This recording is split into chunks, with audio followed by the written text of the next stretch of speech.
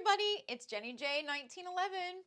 We're so excited because our friend Matt at M&M Guns in St. Peters, Missouri has loaned us one of his personal guns that he's never fired before, took it out of his safe and said, "Here, I would love to hear your thoughts on this, and I've never gotten to shoot it, so tell me what you think." So here we are. We are going to be shooting today the HK45 V1, and it is chambered in 45 ACP. So I can already tell you that straight out of the box, it's got a lot of weight to it considering the frame is polymer. So I'm kind of excited to see how this performs. So we're going to be going out to Gateway Gun Club in Hazelwood, Missouri to give it a try. And after we do a little bit of shooting, we'll meet back here and I'll give you my thoughts. Okay, here we are out at Gateway Gun Club in Hazelwood, Missouri.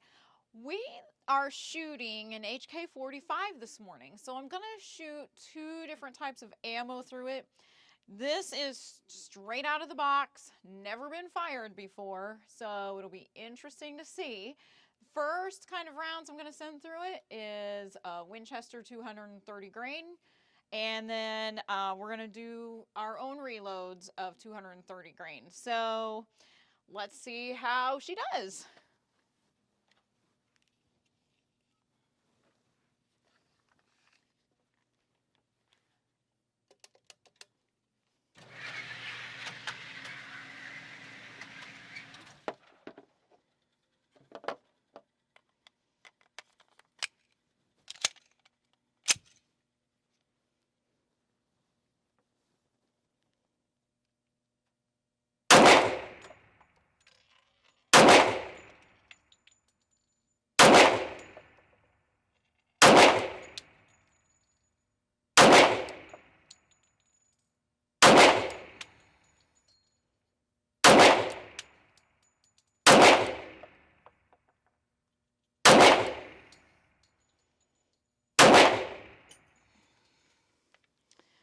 All right, we're going to try one more magazine of our Winchester, and we'll see what comes out. But for right now, I'm shooting a little low, so we'll see if we can do something about that.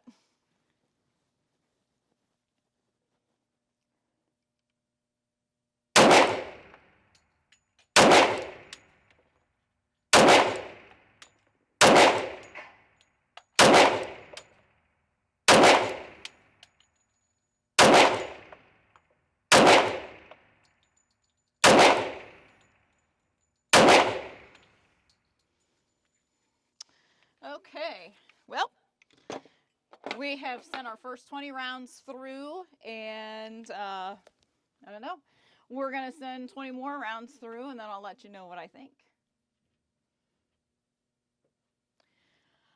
Okay, so I am going to shoot 10 more factory rounds out of this H&K45, and then I'm also going to shoot 10 of our reloads. They're a little bit lighter loads, so let's see how it performs.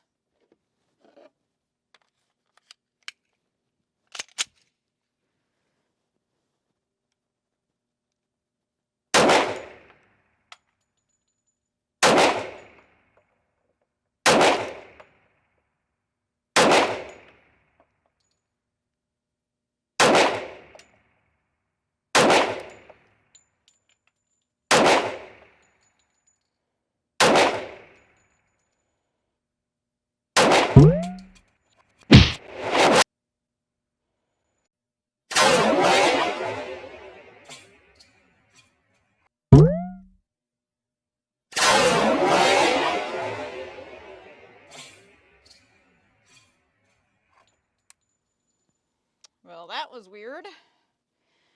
So, might be a little bit of a weird flaw there. Let's make sure, yep. Still had a live round in the chamber, so glad we checked that.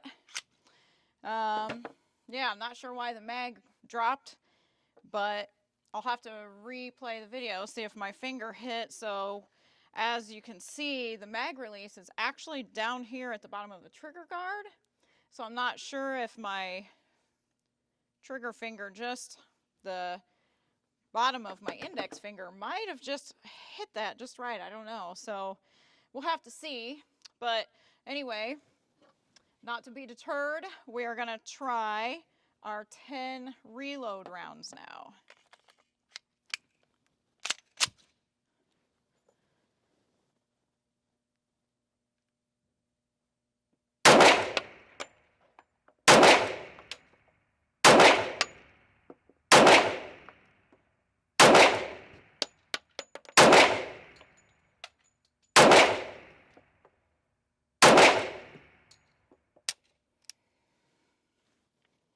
Okay, we're going to drop the magazine, make sure we're empty, and we are.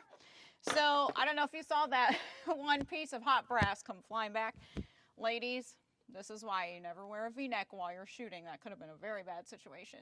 So, anyway, we'll take this home, get it cleaned up, and I will let you know my final thoughts on it. All right, so we're back from the range, and some good, some bad.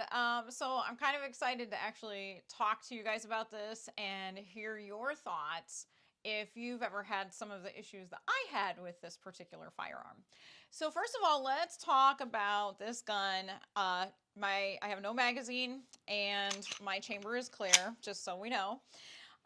So first of all, the overall length of this gun is 8.03 inches.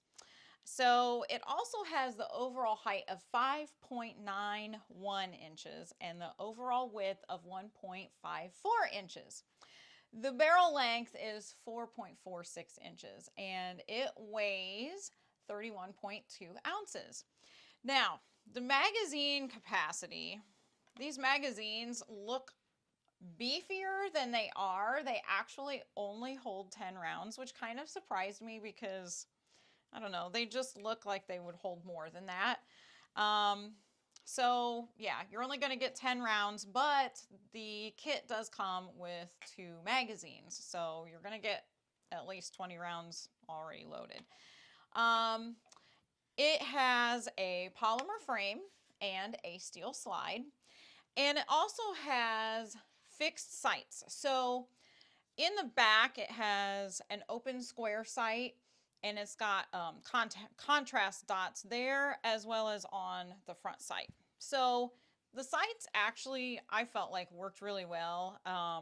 You know, if you charge them up in the daylight, they glow very well. They're very bright, so that's kind of nice. So, you know, thumbs up on the sights.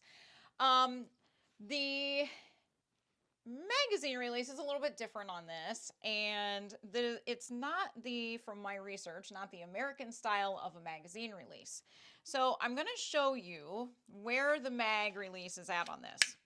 So down here at the base of the trigger guard is the magazine release. Now it's an ambidextrous magazine release, but it's basically a little flipper that's down here, and when you push down on it, it releases the magazine.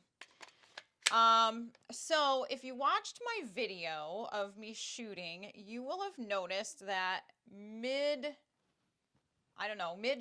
mid-magazine, one of my mags dropped. Not really sure why that happened. I don't know. I honestly really don't know. It happened so fast, and we can't really tell from the video.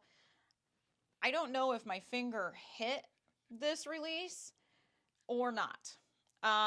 So it's got it on both sides, and the way I position my hand, you can see here is the magazine release right here, but my finger's not hitting it, neither one of my fingers. And in order to activate that magazine release, you actually have to actively push down on it. So I don't know what happened there, but it was kind of weird. And I wish it hadn't happened because it was one of those little things that I was like, kind of made me wonder about the gun. So, so there was that, but it is kind of a different design, kind of cool design, having it down there. I was intrigued by that from the get-go. So I would be interested to hear from you guys if any of you have ever had that happen with this gun or even this style of mag release. Now, I will also talk a little bit about the barrel. So the barrel, let's get this locked open here. The barrel has these O-rings on it, and these are put on here to keep the barrel in place while you're firing. And it's basically like a really tight little rubber band that you put in this groove. And the package does come with replacement O-rings. I don't know how these will hold up with repeated firing or even rapid firing.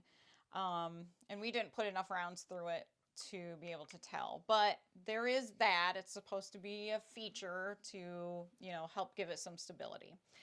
Another thing that we have is the accessory rail. And so that's nice because you can mount a light or whatever you want to mount to that. And another thing that this gun is touted as having is a recoil reduction / buffer system. So I don't really know. I can't say that I felt the benefits of that. I still felt like it had, you know, some pretty strong recoil when I was firing it. But, you know, it is a 45 ACP with a polymer frame, so who knows.